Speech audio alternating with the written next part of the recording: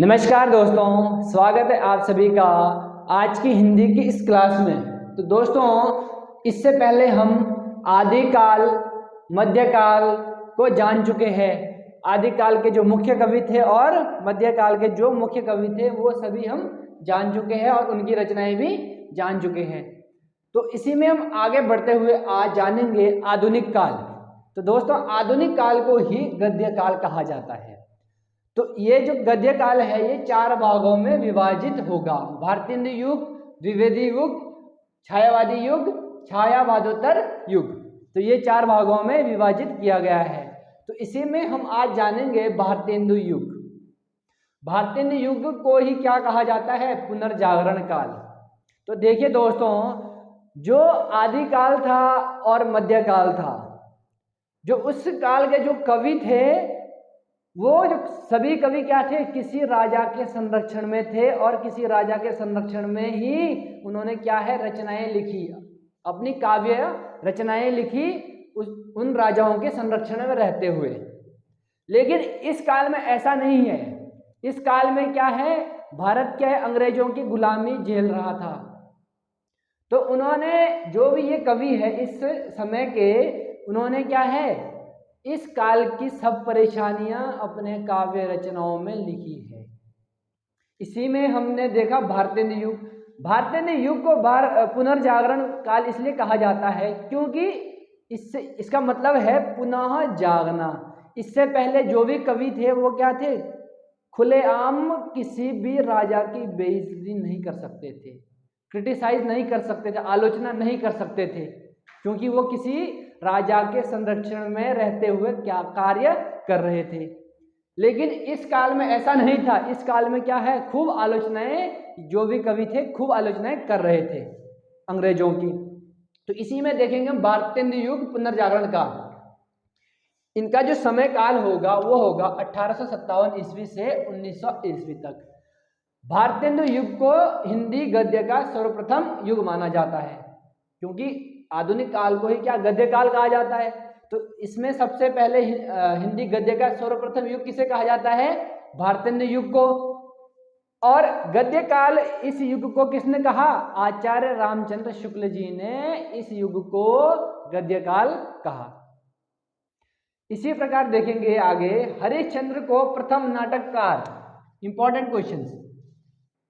हरिश्चंद्र को प्रथम नाटककार, प्रथम निबंधकार, प्रथम आलोचक एवं प्रथम पत्रकार माना जाता है। एमसीक्यूज में ये क्वेश्चन आएंगे। प्रथम नाटककार कौन है? प्रथम निबंधकार कौन है? प्रथम आलोचक कौन है? प्रथम पत्रकार कौन माना जाता है? जो मैं इसके बाद वाली जो सीरीज करूंगा वो एमसीक्यूज की होगी। तो मैं आप सभी को कहीं से भी क्वेश्चन उठाकर दूंगा और उसको डिफाइन करूंगा उस सीरीज में।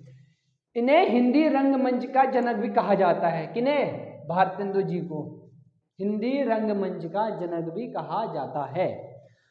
भारतेंदु जी को हिंदी गद्य का जनक, पितामह भी कहा जाता है। क्या हिंदी गद्य का जनक भी किसे कहा जाता है दोस्तों? वो कहा जाता है भारतेंदु हरिश्चंद्र जी को। ये उर्दू में रसा उपनाम से, दैट इज वेरी इंपॉर्टेंट, ये उर्दू में क्या? रसा उपनाम से कविताएं करते थे। कौन? हरिश्चंद्र जी, रसा उपनाम से। इस युग के साहित्यकारों ने गद्य के लिए खड़ी बोली, वो काव्य के लिए ब्रजभाषा। खड़ी बोली करी इन्होंने किसके लिए? गद्य के लिए खड़ी बोली का प्रयोग करा। इस युग में जो साहित्यकार थे उन्होंने गद्य के लिए तो किया खड़ी बोली का प्रयोग, लेकिन काव्य के लिए ब्रजभाषा का प्रयोग किया। इसका मतलब है इस युग में जो भी रचनाएं लिखी गई गद्य एवं काव्य में दोनों रूपों में लिखी गई। यहां से भी क्वेश्चन बन सकता है, कौन सा काल ऐसा था जिसमें गद्य एवं काव्य में दोनों में रचनाएं लिखी गई? तो ये वाला टाइम पीरियड था जो गद्य एवं काव्य में दोनों में रचनाएं लिखी गई। गद्य में के लिए कौन सी भाषा का प्रयोग किया गया? खड़ी बोली का प्रयोग किया गया गद्य में, और काव्य में ब्रज भाषा का प्रयोग किया गया।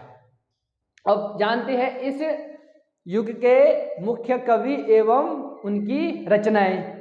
भारतेंदु हरिश्चंद्र सबसे पहले, इनका है भारत दुर्दशा, वेरी इंपॉर्टेंट।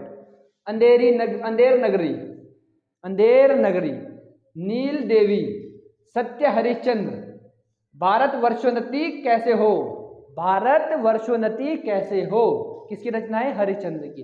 विद्या सुंदर, प्रेम प्रलाप, प्रेम फुलवारी, प्रेम सरोवर, विनय प्रेम पचासा, ये सब रचनाएं किसकी है, भारतेंदु हरिश्चंद्र की है। अब देखिए आगे, प्रताप नारायण मिश्र की है प्रेम पुष्पावली, श्रृंगार विलास, रस खान शतक, हठी हमीर, मन की लहर।